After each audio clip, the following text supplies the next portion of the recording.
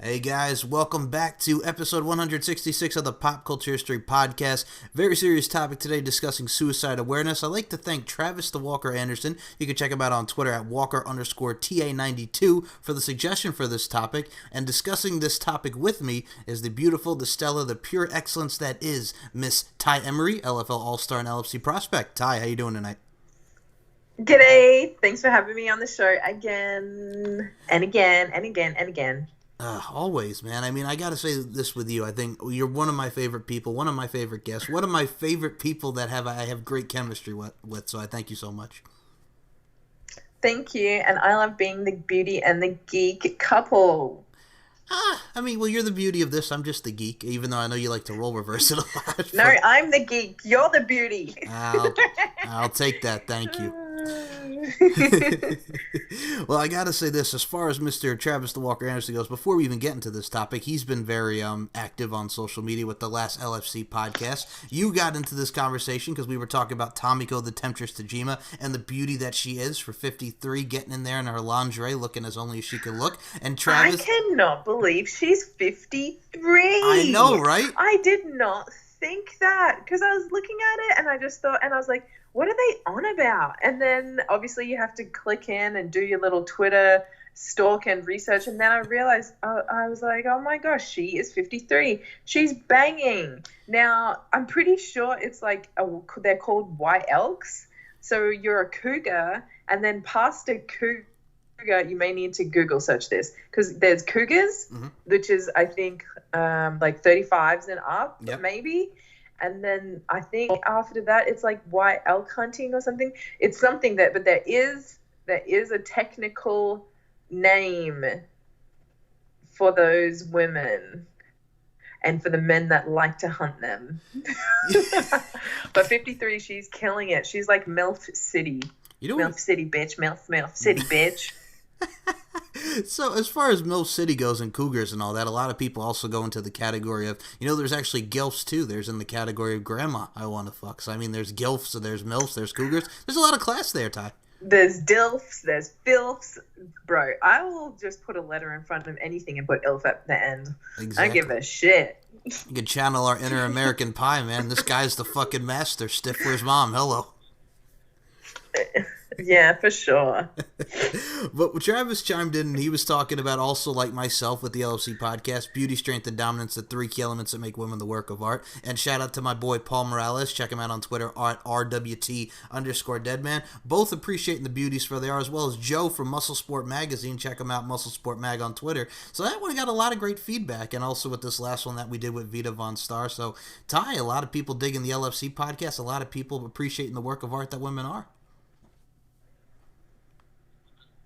Well, yeah, why wouldn't you? You've got women who are using their sexual feminine energy, and then they're getting in there and being savages, which is the balance of the masculine. So why wouldn't you like that? People have been entertained since the beginning of time by beautiful women and war. So I think as long as you've got those as your secret formula, people are going to be attracted to it. I did get asked a question. Okay, I got asked a question if I felt as if I was being used, or if I was being, what's the word I'm thinking of? Kind of like used, kind of like, well, I guess exploited. If I was felt exploited in the LFC. And for one thing, okay, right now I'm in Malaysia and they all wear the hijab, okay? So one, that is a religious thing. But two, the women, and they look so beautiful in them. Like, honestly, these women look just flawless in their face and their skin and how they're presented. And there's no reason as to why someone should ever laugh at how they're dressed as to how someone else can feel powerful and it's not just straight lingerie in the LFC. These are costumes. These are wrestling costumes, but with a based theme or like added salted flavor of lingerie, which is sexy. I love lingerie. So everybody loves lingerie. So yeah, No, I totally get it, and I mean, I don't think anybody should laugh about that. And I think this is also we'll touch upon in our topic as well, because you actually just segued in a sec. But I gotta say this to you, besides the masculinity, femininity, and everything that really goes on, and just really that encompasses LFC, and just from a muscular standpoint, physical and mental standpoint, I gotta ask you, man, you still keep going at it with Jessie El Toro Santos, telling her she's calling you the little one. You know, you're talking about your training in Thailand again, throwing those hints. Throwing those hints in there that we got to get ourselves a Jessie El Toro Santos belt. I'm like, look, I've been told before that I have Napoleon syndrome, which is when you're little and you think you're big, and I am still not afraid to throw some hands. Look, elves will protect Santa just like I will protect my legacy. I like that. Elves protect Santa. I like that analogy. That's actually a very good analogy. But yeah, man, I mean, you and Jessie El Toro Santos, I mean, there's something right there. Like I mentioned the last time, if we ever get a match between you two, I mean, hell, she's taking on your girl, Lauren the Animal Fogel, # love that bitch. So, I mean, hey, man, I mean, there's a perfect fit right there. Well, like I said, # love that bitch. Lauren's going to take it to her. You've got someone, like, she has her own little power about it. You can't even look at Lauren in the eyes without feeling some type of squishy sexual way on the inside, even if you're straight. So that kind of shows how much sexual energy and how much just power she has in herself. Who knows? I think El Toro is kind of a favorite right now. And isn't Lauren coming off of a win as well? So who knows? Who knows why they gave her the matchup? El Toro's body, she does look like she would be stronger physically. She looks like she's a really strong sort of girl. What is she sitting at? She's like a 135-pound division, or is she a 125-pound sort of division? Because I know that there's no matchups with purposeful weight, which gives an advantage to girls. But that also shows that maybe, hey, I know Lauren's training out of, where is she training out of at Las Vegas? Syndicate MMA. Syndicate MMA. Syndicate. So and she's got legit coaches too. She's got coaches who are fighting Bellator and UFC over there, all lending a hand and like really getting her that technique, giving her and helping her with that ground and pound, and also helping her with the body slams, which is kind of a position that Lauren likes to get in. She really plays that sort of mental game with people as well. So yeah. Oh, no, I mean, you're absolutely right. First and foremost, the squishy part, yes. I mean, that's what's great about Lauren. Tough as nails, but, man, beauty, cutie. We love Lauren the Animal Fogel. And then, you know, she's coming off the win against Gypsy Top Shelf Bay at the last LFC 29, and she did take the loss to Jessie at LFC 28, but a rematch between those two and the training from Syndicate MMA with the likes of Ken Shamrock, who, you know, that's his gym and a lot of great talents there. I mean, that's her winning recipe right there. Yeah, that's it. And not even that, I think her full weakness is just sometimes just that little lack of like, she's so hard on herself. She's a super perfectionist, and she's actually just a little kitten on the inside. I think people, she's going to be like, don't be telling people my secrets. But sorry, Lauren, you're a cute little kitten. But when she puts on her mask and she puts on her makeup and puts on her costume and puts about 5 inches in that hair, girl, she is someone else. That she is. It's the truth. That's the truth. That is the damn truth. My goodness. But yeah, as far as, I gotta just also segue with this because you were talking about, you know, getting shamed and stuff, and this is what we're talking about today, suicide awareness. Again, thanking Travis the Walker Anderson for this topic. I think that's the thing with people, because when you shame somebody, and I mean, words do hurt. I mean, unfortunately, we see people have thoughts of suicide, and suicide goes into like words and just obviously being shamed and just overall hate speech. I mean, like I said, if we could help people with this episode, suicide awareness, don't be afraid to reach out to anybody. Yeah, don't be afraid to reach out. Words are spells, and I think people forget that. Really, when someone is belittling them or making them feel bad, it's really just a reflection of who that person is, or they're feeling some sort of way because they can see that someone is having a confidence to express themselves. Everybody wants to express themselves, whether they're going fishing or someone who likes to wrestle someone in lingerie. Like, everybody has something that just resonates with their soul. Everyone be like, oh, why are you being so spiritual and you like wrestle around in nothing? Well, because that's who I am. So I need to be true to myself, bitch. I think there really is. There's just so much shaming. There's so much comparing, and people really are forgetting we've got all these outside sources. We've got magazines, we've got the social medias, we've got movies, music videos. We have all these outside material coming in, and I think that starts to mess with people as to how they should act or how they should be, because that we mimic. We're humans that, like, monkey see, monkey do. So I think maybe because of that, people really lose that sense of and touch of what they might like, or how they truly want to dress. Hey, that's just my thoughts. That's what I've been able to see from a whole world of traveling. People just lose some sort of touch with themselves. And hey, I think for the ones that do commit suicide, I actually believe that they have a really good touch on who they are. And I think maybe the thing that makes them hurt so much is that feeling of, and really knowing that shit is fucked up. Like, there's some shit that is fucked up, and they feel helpless in that moment. They feel helpless of not being able to reach out. They feel helpless on not being able to be their true selves, or they just feel helpless in some sort of way. Even in saying that, they know that they can reach out, and a lot of them do. You can read most people that are committing suicide. People wouldn't even know. They would always say the same thing, read the same signs. They were the happiest person. You would never have known. Mm-hmm. Oh, they would never have done that. Yeah, people who commit suicide also have the best mask.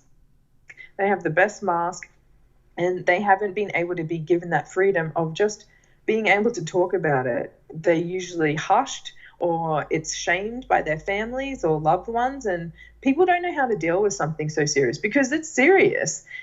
Hence why, we do need to talk about it and just bring it into light. It's not a fun subject to talk about. And for people that have thought about it, or people who have had to experience, someone doing something like that, it isn't fun, but it's something that needs to be brought up so that maybe we can start to look at it. For one, it's a sickness in the brain. There's a chemical imbalance. So for a lot, these people, people can say that they're weak, or people can say this and say that, but there's something definitely chemically going on. And maybe that started from feeling worthless, or feeling of abandonment or rejection. There was something that triggered a chemical in the brain to just start being released. Now, whether in the brain that's something that's helping them to block out whatever it is that's making them feel low, if you continue to feed that, let's just call it X, if you're the poison in the brain, like if we're to continue to feed that poison, then guess what? That poison goes from 1 mil to 10 mils, 10 mils to 1 liter, until it fills the brain, and, then it's the end. I was meant to be a part of a research. It was with HBO. I don't know what ended up happening with it, or the girls who I was meant to be running this program with, but it was with stem cell research. Now, they were using the stem cell research, and it was meant to be obviously putting it into the ligaments, putting it into the joints, putting it into old injuries. But something that they were also doing was putting stem cells into the brain and helping it with CTE. So perfect candidates are people who are in collision sports. A lot of NFL players were going and being a part of this program, as well as fighters. Just obviously head collision. That's a known fact for CTE in later of lives. And I was really excited to be able to go in there just for the sheer fact that, one, I played football, a collision sport, with an ice hockey helmet for starters. So I know I've definitely done some damage, and I would never ever take my football years away. And for anyone else who's even suffering that, you still ask them, hey, would you take away your football playing years? And you'll see that person's smile turn straight, like that, that smile will just come straight back out, because that's what we live for. So we've got that dead feeling if we aren't being ourselves and playing sport. That's like the closest feeling to God, or filled with the universe. Like, it's amazing experience being able to play a sport and just live truly in the moment. But so yeah, they're putting this stem cell in the brain, and hey, I really feel like they should be starting to do this with people who are feeling suicidal as well. There's obviously something going on, so why not being able to use this stem cells to help heal the brain, like help heal the mind? It's like our mind is so untapped. If we've got an injury in our calf, we're like more than willing to boast and tell everybody about it. But as soon as it comes to the brain or our mind being hurt, people don't even want to put a whisper to it. It just blows my mind, mate. I know, and I'm gonna say this because this kind of equates to what you're talking about. I'll touch upon myself first before we get to influential figures in pop culture, such as actors, musicians. We'll get into that, and we'll tell some personal stories about ourselves and people that we know. But I got to mention this as well. I'll talk about me here. As an epileptic, and I'll say this: I've been in the hospital 5 times. One time I had 15 staples in my head. Now, for me, I often would worry because people can die from epilepsy and seizures, but I've also, and sometimes you also kind of have those thoughts where it's just like, man, I just want to stand in the middle of the road and just, not just have somebody run me over, just that's it, end my life. Here's how you overcome that. You start to think and look at the positives of life. By the grace of God, I'm still here and has provided me to do this. Just know that you're not worth it, and just like appreciate and try to look on the positive side. And if that doesn't work, just talk to somebody, because I'm telling you, somebody else can resonate and generate with that, and they'll listen. So I just wanted to add a little personal thing about myself. I've had thoughts about it, but sometimes you can overcome it by just thinking and looking on the bright side and positivity aspect. But then there's the other where you should talk to somebody, and please don't feel free to talk. Please feel free to talk to somebody, and don't feel free to think that you're alone. So go ahead, Ty. I'm sorry. No, that's not even a bust in. I honestly, for one thing, I can say from every country I've been in, I do believe that predominantly everybody's had at least one slip up in their brain of wanting to end things. But coming from it's never our first thought, and I think we get so focused on being on it. That was our first thought. Our first thought was, this is the end. I want this to be the end. I don't want to be here anymore. But that's not our final thought. Our final thought is the one where we're continuing and we're getting ourselves back off the fucking ground. So, hey, for a long time I held so much guilt because as a kid I didn't want to be here anymore. But I kept going, and for a long time I even felt guilt for feeling like that, and I shouldn't. And it's been like, people can hold things like that against you, and they shouldn't be fucking doing that either. No, and It's ridiculous. This it world is. can be just so ridiculous. It is. And I mean, when you have those thoughts like, man, I just hope I don't wake up in the morning. It's just, people don't realize just like what people go through. And I mean, people stigmatize and people just label things, but it's just like, once you walk a mile in somebody's shoes, I mean, then you understand the realization of what said person is going through. And I think that's the problem with society, because people just overlook, and they kind of, and I'll be honest with you, I think a lot of people out there don't really open up their minds. They're kind of closed-minded. They believe things are black and white. There's a certain thing about it, but there's gray areas in there, and people need to understand and better educate themselves on different topics and stuff that can help, whether it be suicide or whatever endeavor it may be. Well, sadly, the thing is people can never be empathetic if they haven't experienced it. Mm-hmm. And I feel like in this world, like, we're all given pretty similar lessons. So maybe they're not going to receive that lesson of opening their mind and opening their hearts until later in life. And that's when they're going to be like, oh shit. They're going to have that dumbfound moment where they're like, oh shit, I was a dickhead. Exactly. I mean, to look at it from a light standpoint, yes, they'll have that exact sentiment and verbiage that Miss Ty Emery just said. But it's like, for me, like, looking at from a seizure standpoint, like, seizures are really real. It happens. It's what happens in the brain and the whole nine. Like, when I first had it, I'm like, oh my God, like, I could not believe I had this, because, I bought a video game. I'll be honest with you. I know this won't shock anybody, but I bought a wrestling video game, and there was a warning on the back that, and I didn't even realize it said it, like, if you have a history of seizures, don't play this game or what have you. It was a nice little warning, right? But I didn't think none of it. Wow. Yeah. No way. So what is it? It's the lights, isn't it? It's the flickering lights. of the lights. Yep, it's the lights. Yep. Damn. That is just crazy. And of course, why would you read it? You want to play this goddamn video game. You're excited. Exactly. And I never thought like this because I never had a history of seizures. So I'm like, okay, what have you? But then it happens. I remember it like it was yesterday. My dad was going to pick up pizza from the local pizzeria. We were going to have some dinner. And then my aunt and my grandmother, God rest their souls, found me. And I was on the floor. And then I apparently had bit my tongue. The only thing I remember was... Yeah, I was on. No, I was not on the floor. Excuse me. I was on my bed. I was out. I bit my tongue, and then all of a sudden, the first thing I hear when I wake up is my dad telling me to squeeze his hand, and then here I am on the damn, getting stretchered out there. That's. Oh my gosh. I was 15. See, but I've got a friend who her brother wanted to commit suicide because he had diabetes. Yeah. Which is very manageable, but he also, so there's a lot of people who, there's so many people with epilepsy, there's so many people with, diabetes, and these are all easily manageable. These allow you to have a manageable, healthy life. Obviously, there is some restrictions, maybe in food, maybe in lighting, video games, going to the movies, going to a nightclub. There is going to be some restrictions. But there's still a way of being able to have a life through those. So now we take someone who is in a different position and doesn't have something that can be manageable.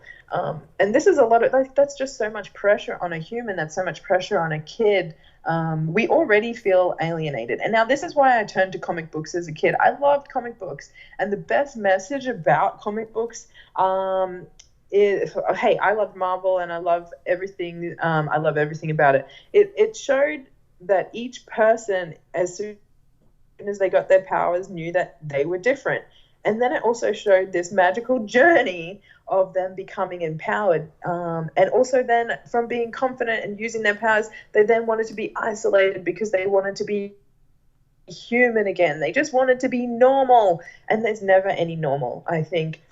That's what we're even forgetting as, outside of a comic book in the normal physical human realm.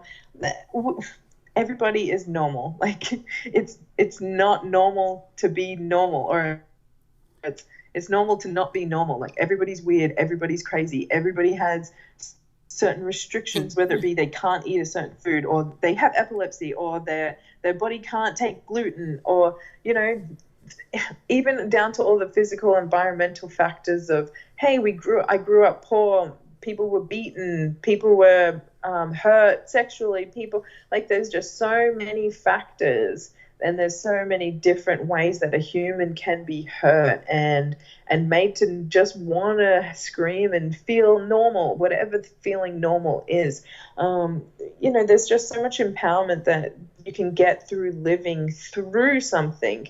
We get so stuck on the pain that we forget that once we're over that challenge and through that war, there's going to be another war, and there's going to be another battle, and until you finally just win the war and find that sort of peace with yourself. And I guess for some people that peace is just calling it the end for themselves. And that still sucks. It does. And I mean, it just still sucks. I'll look at it like this. I mean, from beginning of time with, with everything that we deal with in this thing that we call life here, I look at it from a stance, like when I was a kid, and obviously you see television shows, they have themed episodes, right? Like from the women's side of things, I mean, you also hear about, anorexia and pretty much girls starving themselves because they want to look like the models, they want to look like this, and that's why, again, that's where I also go with beauty, strength, and dominance, and I also go with here with this show. Like, and me and my own personal beliefs, like, it doesn't matter to me what you look like, whether, you're big, small, what have you, it does not matter your size, your race, your orientation, etc., etc. You are who you are, and that's what makes you beautiful on the inside. And eventually your soul comes out. There's a shirt that goes, it's like, no matter how good she looks, there's someone somewhere still sick and tired of her shit. Yep. Exactly. And not even that. Like, you can hang out with someone and they can be on, hey, judge a book by its cover or whatever, like first impressions, and they are just so good looking. But eventually, if a person is annoying or just an idiot, like, it shines through, and you don't even look at that person the same way. You do eventually see like what they really look like.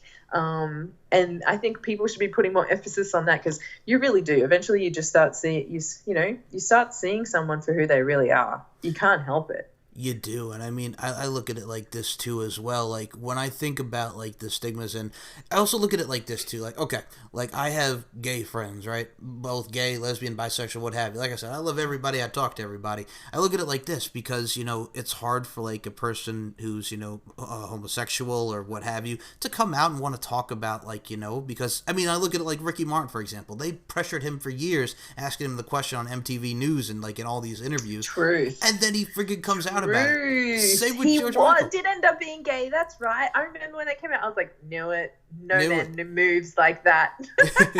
And it's the same that we can equate to George Michael too. God rest his soul. But it's like, and he was too. Yep. And this also goes with me too. And here's the thing. I'll tell you a brief story here, Ty, and for the listeners listening here. So, in my lifetime, in my 27 years living on this planet Earth, I'll be honest with you. In 2010 and probably 2018, I have been hit on by guys. I've been hit on by a guy twice. And you know what I say to them? Okay. This is where the story comes in. You see how you react to people. You don't say, like, I'll be honest with you, calling them gay, there's different contexts of how you use gay, like referring to homosexual or, for like the stupid words. It's the context of how you say the word, like with faggot and stuff, but I don't use those words. What I look to do is, I don't look to judge people for their homosexuality or what have you. I just said, thank you for the compliment. Then I'll be honest with you, the guys were interested in yours truly. So I said to them, look, I appreciate the... okay, here's where this comes in. And look at how I handled the situation, right? I say, look, I appreciate the comment, and I'm very flattered by your sentiments, but I'll be honest with you, I'm not gay. I truly wish you the best of what you do in your life, but, I'm not gay, but I really appreciate the kind words. They said back to me, okay, and they said thank you, and we moved on. You could just handle it in a very civil way and not just degrade them for the sexuality. See, I don't even care either. I don't even want to know if you're gay or not, because it doesn't change my life. Exactly. It doesn't affect how I'm going to live, and it doesn't affect how I'm going to treat someone. It's the same as, like, I don't want to know anything like that's not my business. I guess if I'm on my best friends, like, hey, best friend level, we'd be talking about who be sending eggplant emojis all day. But that's the type of relationship I have with that best friend. Like, we are open enough to have those conversations. So those closer friends that you deem as your like little close homies, like, yeah, of course I want to talk about all the details with those people. But outside of that, I'm not really interested in what someone's sexual preference is. I guess it's interesting when you know, but most of the time you can kind of read it after a while, and maybe you're the same way. You can kind of read it, and you're flattered, but it doesn't really change anything at all. And I guess that's still a good reaction, because some people really do care and some people really do like overreact if someone wants to hit on them.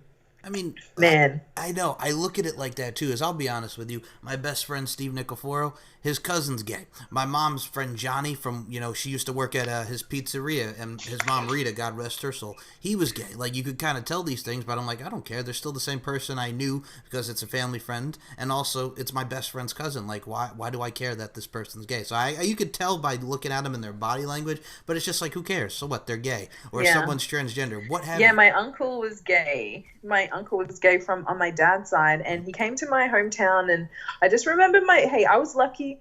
Maybe I was lucky because my dad was native Maori, which in Australia he was still deemed a black man because he was of color, and my mum was this beautiful blonde hair, green eyes. So at the time I don't think anything of it. These are my parents. This is how we live. You just love someone for who they are. It doesn't matter what color their skin is. And then my uncle comes over, and he brings his boyfriend. And at the time, I still didn't even think anything of it. I'm like, you're a child. You're still being taught. We're taught to hate on these things. We're taught how to be like that. If I'm taught as a kid, hey, this is who they love, you're going to love whoever you're going to love in life. And I was taught that sort of mentality, given I had a shitty upbringing. But like, I still were taught these basics of like good sort of morals from my parents. And hell, that's saying a lot. Like even they could do a good enough job to, yeah, I guess give these points in life. But yeah, even then I remember he had these cut off jeans and he looked fabulous. He was a hairdresser for Stefan back in Australia. And I remember everybody was hating on him. It was just because it's different. So I still think people are just hating on someone because they have the confidence to love who they want. I'm here in Malaysia, and the other day I saw this he probably was like 19, and he had this glamorous pink lip gloss, like lipstick on, and I just thought, you rock it, babe. If you want to wear pink lipstick, lip gloss, like do what you want. Shine, baby, shine. Yeah, we're living in definitely different times where there's so much shaming, but then there's also, maybe that's why we have this extreme of, with the LGBT, like whatever it is called. Sorry, don't want to offend anyone. LGBTQ, you're right. Yeah, it's always changing. And then, we've got all the transgenders and we've got all this. So maybe that's why in this world we've got this huge extreme now, because there's also still this huge extreme of hating on something that's different. I will note, I do not agree with anyone who was a male competing specifically with females. I'm sorry, but you are a male, you will compete against females. I mean, compete against males. I just had to throw that in there. Oh, no, you're fine. I think that before actually, I'll touch upon that in a second, because you actually just brought up another great point. I'll be honest with you, going back to like not caring as gay for a second here, I'll be honest. I live in Myrtle Beach, South Carolina. Since you talked about Malaysia, I'll talk about where I'm at. Myrtle Beach, South Carolina, about 10 minutes from my house is the Pulse nightclub. So there's the Pulse nightclub that had that horrible shooting in Florida, but there's also one here in Myrtle Beach, South Carolina. Oh, so the owner, damn. I know. So the owner, Ken, of the Pulse nightclub here in Myrtle Beach, gay. And I'll be honest with you, the last discussion I had with him, so he was actually at the Cher concert in Raleigh, North Carolina, that my dad and I took my mom to for her birthday, and we were just talking about the show. And I mean, I'll be honest with you, I mean, it's Cher. I mean, come on, man, Sonny and Cher, legend. Yeah, it's Cher. It's Cher. You have to go. Yeah, so we were talking about that concert, and I mean, like Ken is like one of my contacts here in Myrtle Beach. So I mean, I work with a lot of great people. Like I said, gay, straight, what have you. I love you for who you are as a human being. But going back to what you said as well, I look at it like this. I mean, you were talking about the male competing in female sports. I mean, there's an ongoing debate right now. I mean, you look in the world of professional wrestling, AEW, All Elite Wrestling, a very talented individual, Nyla Rose, the first ever transgender talent in professional wrestling history. She's competing in the women's division for AEW. So that's what got me thinking about that as soon as you said that. Damn. Well, how long was she a male before she became a female? See, that's the thing. I'm not entirely sure. I think it might have happened like late teens, early 20s. Well, look, all I'm saying is I was working at GATA. It's the Combine Gym in Johns Creek in Atlanta, Georgia. And we have athletes from, whippet size all the way through to the pro leagues. And I was there over a number of years, so it's a recurring gym, and so you're watching these kids, these athletes grow. You're watching them through and sending them off to college. Like, it was such a cool experience. Now, it was evident, I'm doing the running class, and it's evident when these boys are hitting 13, 14, 15, these kids who I used to be 20 meters in front of are now 20 meters in front of me. So that's why I can see how testosterone and how male hormones, what it does for the little vessel that we're given, that is our human body. I'm just saying this as a protection for females. People forget men have 70% denser muscle fibers. Please, does somebody have to die? Does a female really have to die for us to be like, look, we're different? I know that everybody's shouting equality, and I get it, all for the human race. But from a physical standpoint, females are the weakest species. Now, not all. I'm saying on average, because there's a lot of women who could crush the shit out of some dudes. but on average, like, women are physically weaker. That's just how it is. Unless you're taking some testosterone or you're taking stuff, but that's only, you're doing these in sporting cycles. You're taking these for cycle periods. These boys, it's boom, it's turned on. You're getting that, like, steroid injection. You're getting that testosterone flowing 24/7 in the human body. Like, I just think, how is if I can even come to this conclusion, how is somebody else at this scientific high up Olympic standard not able to fathom this? Why? Because one of the Jenners or friggin' from a Kardashian is pushing for these standards that he's a woman. I'm sorry, you're not born with ovaries. You cannot bear a child. You've never had a period. You've had male hormones for how many years? That's where it has to be drawn. Like, it has to only just be drawn a line for protection, that there's men, women, and hey, if they don't want it, then you're going to have to just create a third bracket for competition. I don't care. Use whatever bathroom you want. Like, I don't care about that. Girl, you can powder your nose beside me and I will tell you your contour looks great.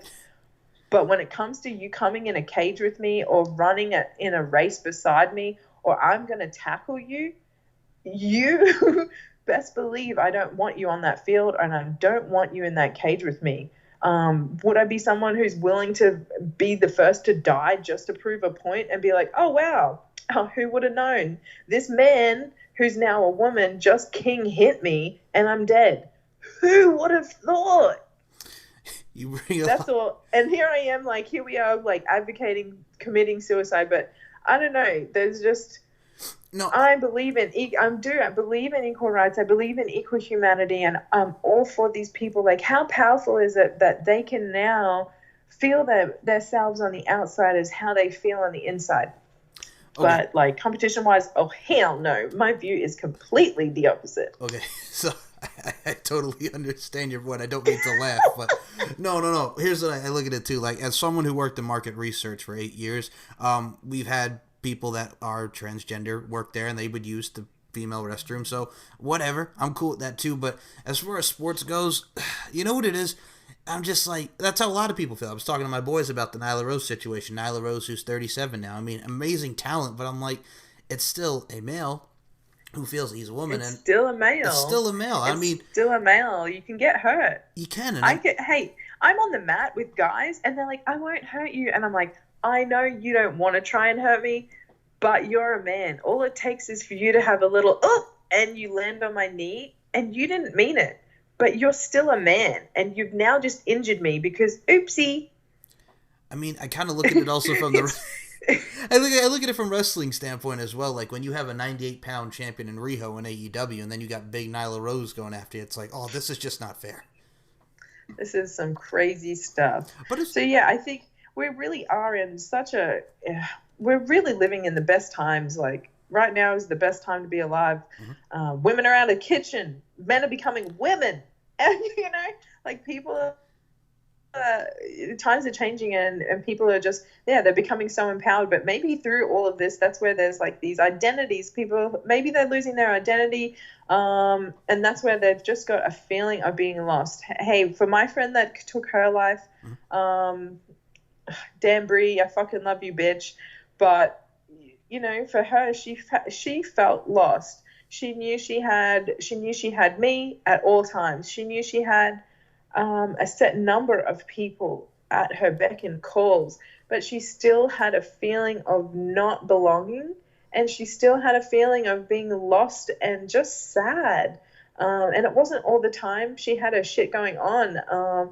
She was an amazing cook. She was an amazing athlete. She was just an amazing human, but she still had these moments where, you know, someone could make her feel that type of way. Someone could see her shining, and they would just break her down. And when they did break her down, she would collapse again, and it would be rebuilding that fortress of who the fuck she is, you know? And eventually, even that battle, like, eventually she always knew that that's how she would go. And, you know, that's kind of how it always went. Like, just like the guy from Linkin Park, like, he knew that's how he would end up going. It was something he suffered with and fought all the time. And that's the same as my girlfriend Brie. Like, she fought that all the time. And I could understand with her and talk with her and, and be there for her, because that's something that, I fought for with until you can either heal yourself or not heal yourself. And I took it upon myself to really start to look into things of suicide. I had a coach, Robert Follis. He was coming from Mormonism. Bree was also coming from Mormonism. There's all these links and patterns. Like, there's a blueprint, and there's definite things that float to the top of the water in clues. And if you just go searching for it and really put an emphasis on it, like, that's when you can fix it. Until there's some focus on, suicide and the brain, like actually on the brain, like, there's going to be no healing for those moments. And even for Robert Follis, it was moments of him feeling abandoned and being rejected by his family. Like, it was essentially his family, and that was the same for Bree. So there's these patterns that are like being put up, and it's just being accepted. So for all the gays out there, all the men wearing dresses, like, for every girl that is putting on her makeup and feeling fabulous, for every guy that's not listening to people and going out and sitting in a boat for 12 hours fishing, and that's people's meditation. For you, like, you're chasing a dream and doing all your podcasting, like, hell yeah, fucking hats off to you. Like, you've got to do whatever it is the soul is telling you to do. And if you're not doing those things, or the world, and you are allowing the world to make you feel restricted, I think that's when the human brain starts to get sick.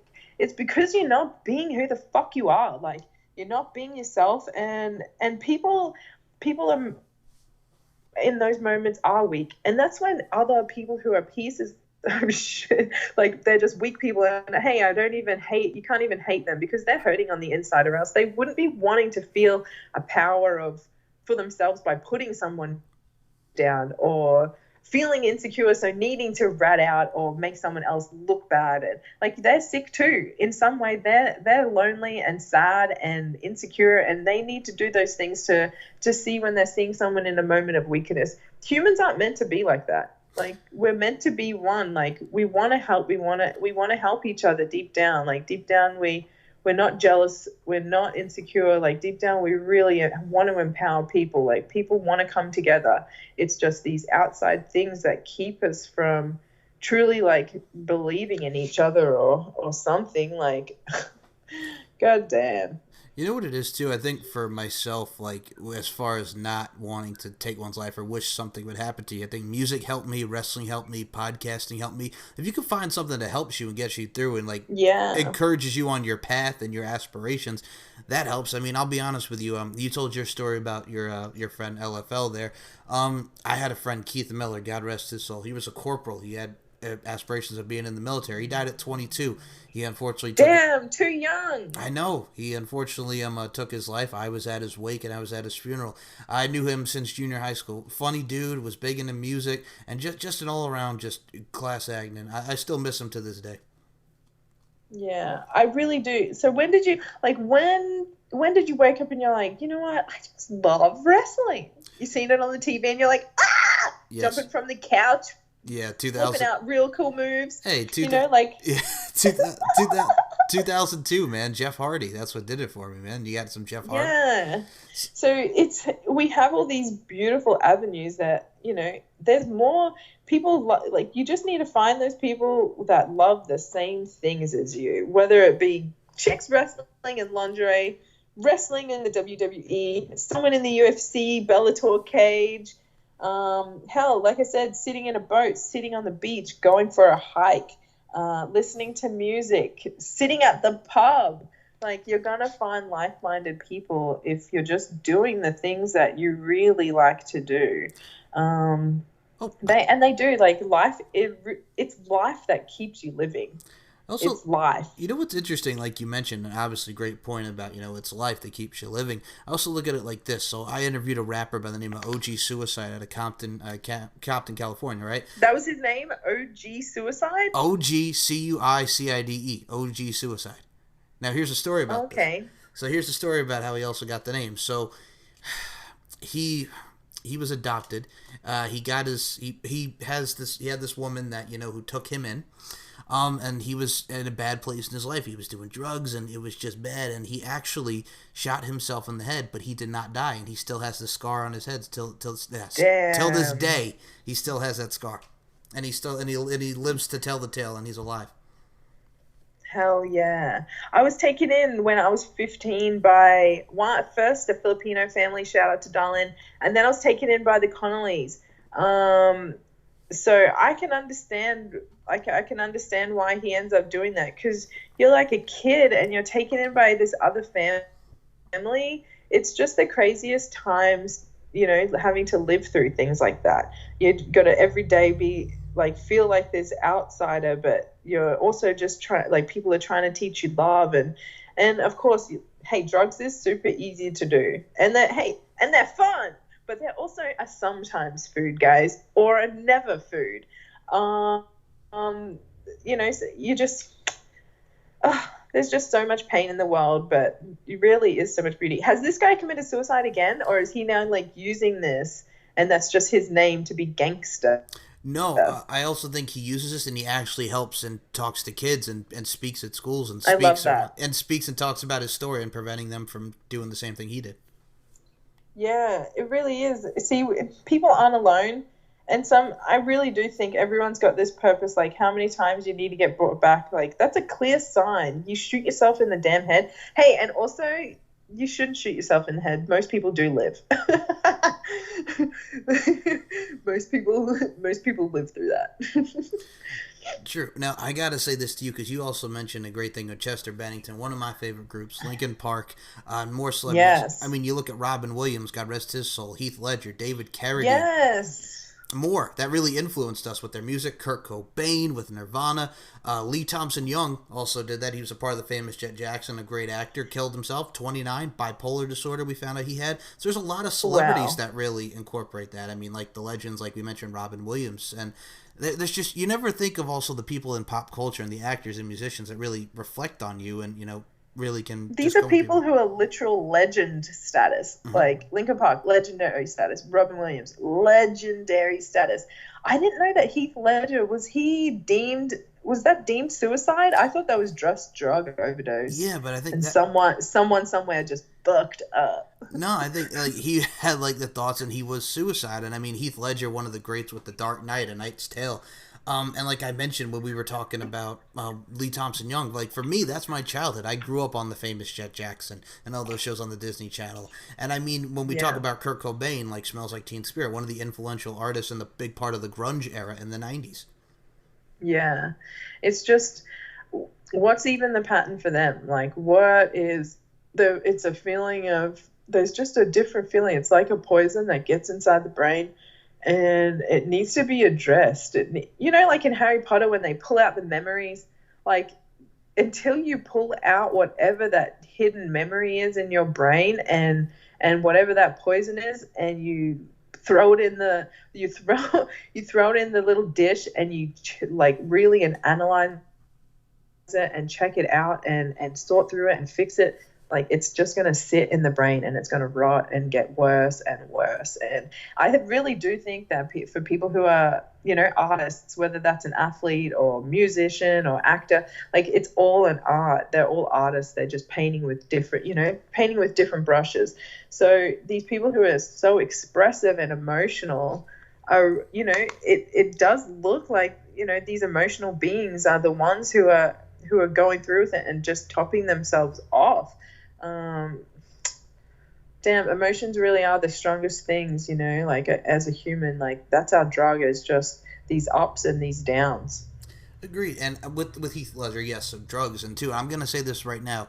I had one of my friends who graduated with me. I mean, that's the thing, too, with drugs. Like, when you take, like, all these meds and pills and stuff and just seeing people die of overdoses, you're pretty much killing yourself. It kind of also reminds me of Lead on Me, Morgan Freeman's movie when he was Joe Clark, which really was art interpreting life there with real life events when he tells the kid, don't you smell crack, you're just killing yourself, but you're doing it slower. So I mean, there's a lot of influx true. with movies too, and like their lines. So I mean, yeah, and just too many overdoses too. Yeah, I agree. That's what I'm saying. So I mean, I think you pretty much nailed it beautifully, Ty, with your sentiments, and we really encompassed a lot. But you know what it is too, man. I always say this, and we'll reiterate this point. Like, if you are having thoughts of suicide, or if you just are feeling really depressed and really just need to talk to somebody, reach out to somebody, talk to them. It helps. Call a hotline. You see a lot of suicide hotlines, but please don't be afraid, to address your problems and just admit the fact that there's something going on that you need help. Fix yourself. Do it through self-meditation. Do it through your self-healing, self-therapy, if you will. But please reach out, help yourself, talk to somebody, and just do it. And that's the key word. You have to help yourself. Like, nobody is coming to save you. Nobody. No one's coming to save you in this world. Like, you have to save yourself. You have to do whatever it is you need to do to save your damn self. Agreed. And I'm going to just say this too, because we had on a lot of emotions, and I hope we resonated and generated with everybody that listens to this.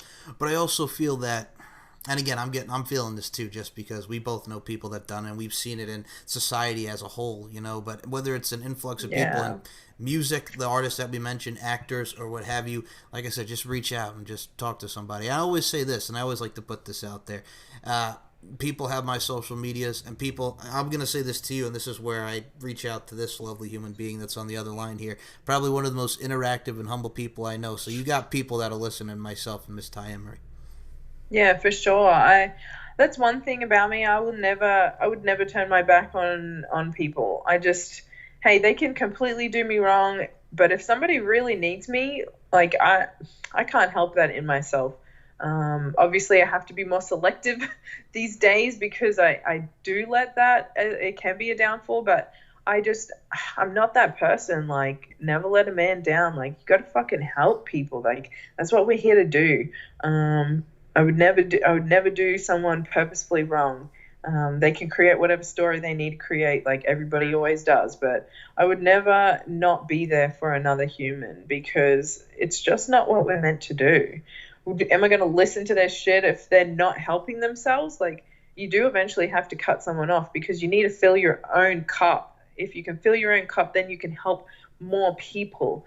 And you do need to be more selective in who you are helping, because it's better to save 2 lives than half save 20, if that makes sense. You need to be more selective, but you also need to save yourself. Like, one of my girls, she was a ride or die. Like, that was literally our saying: time to fly, ride or die.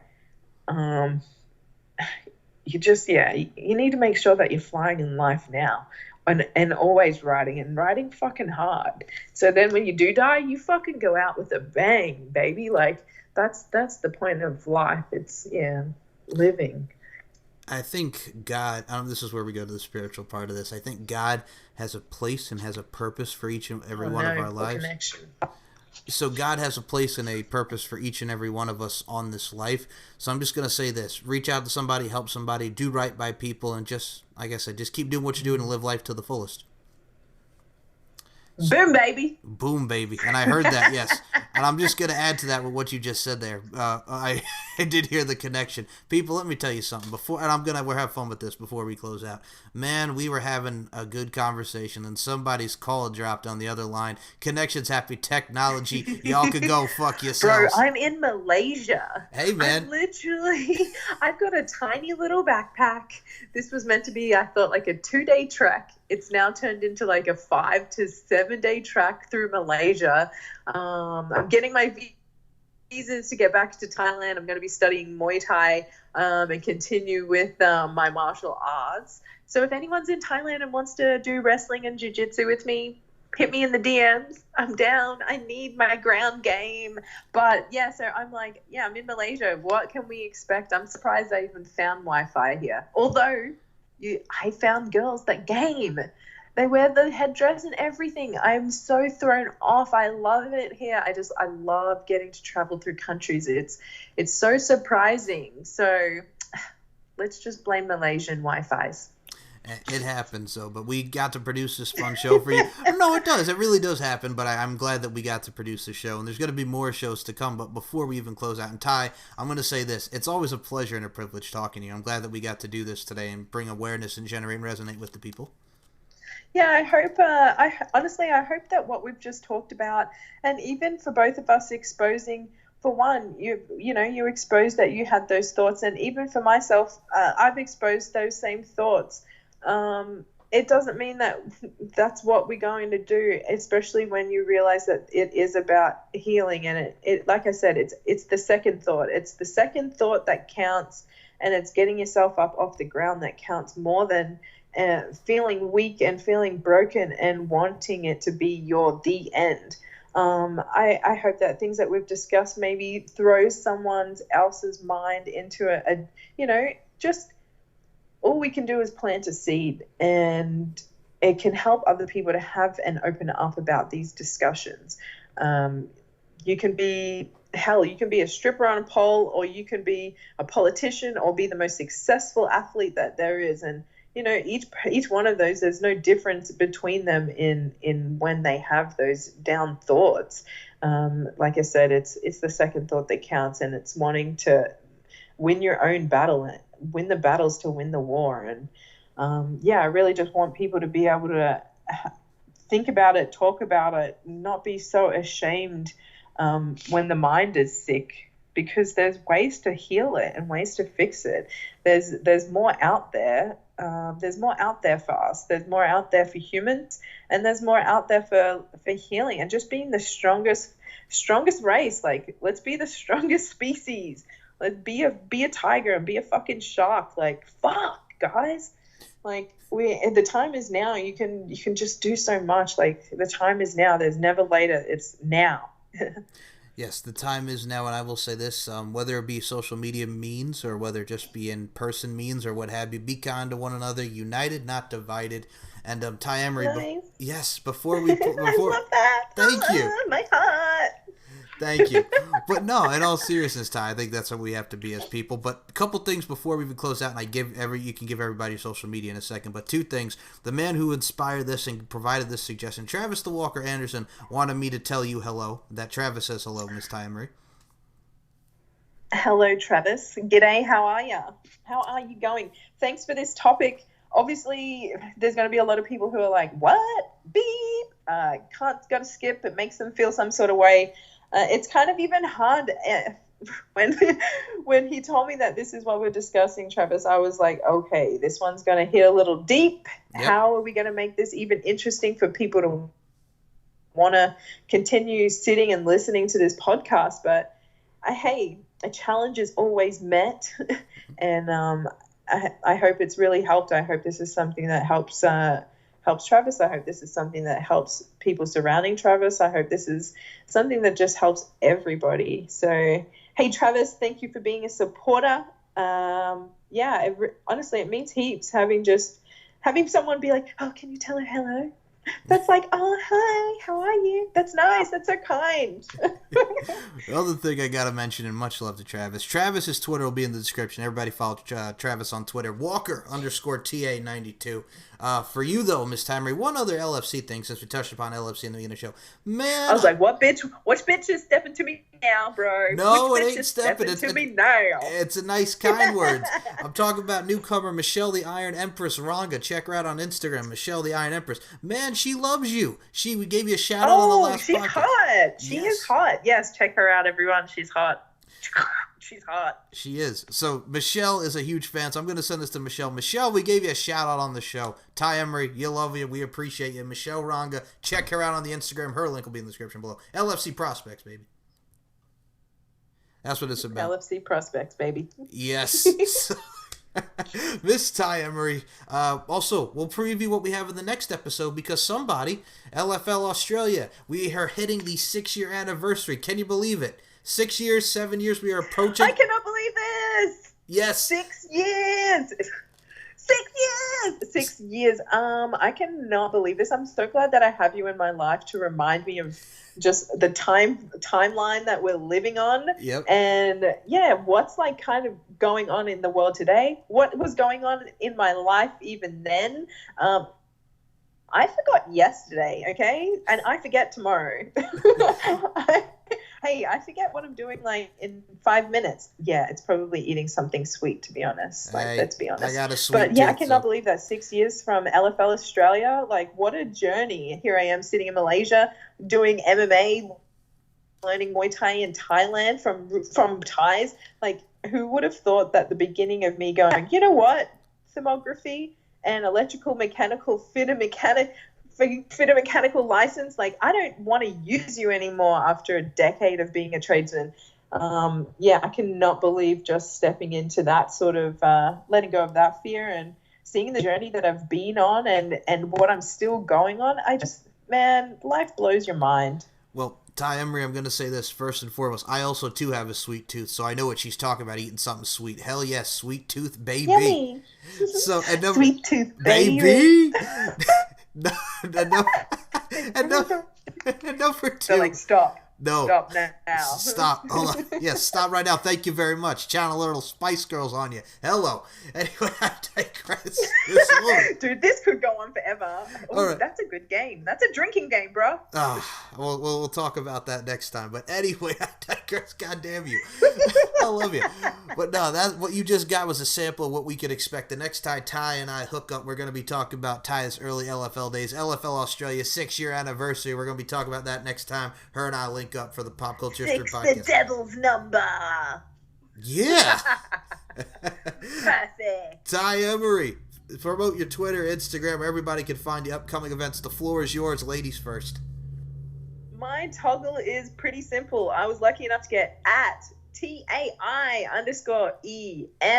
for Mary. ERY. My God, I just spelled my own name wrong. TAI_EMERY. Hope everyone understood that with my accent. Well, let me tell you something, good day. Let me tell you something, good day, mate. Let me tell you something, Ty, good day, mate. You guys can check her out, Ty_Emery on Twitter and Instagram. Links will be in the description. Follow her. She's a great follower. You get to see a lot of videos of you training, a lot of beautiful photos, and just follow Ty Emery. She's a great follow. Cheers, mate. Yeah. As we both are. Yes. So my links will be exciting times. Yes, my links will be in the description. Larkin_92, SM Show 1, MCL92, SoundCloud.com, SMC Larkin92, StephenMikeShow.com, Beauty Straight the Dominance. You can check out all over the place. We are now on iHeartRadio for LFC. So yeah. Ooh. Woo. We now have a heart. Hey. This is the only heart I have. All I know was Heart to Heart, Channelman or Kenny Loggins. I digress. We'll be here forever. But Ty Emery, we got some more shows to come. We got some more LFC podcasts to do. And people, more shows to come from the Steve and Mike Show Podcast Network. So for Ty Emery, my name is Mike Larkin. Thank you for listening to episode 166 of the Pop Culture History Podcast. Talking a little suicide awareness and relating it to pop culture, relating it to our own lives and your lives as well. So Ty, thank you so much. And cheers, my lovely mate. Cheers, my lovely beauty. We're out, guys. Talk to you in the next episode. Bye.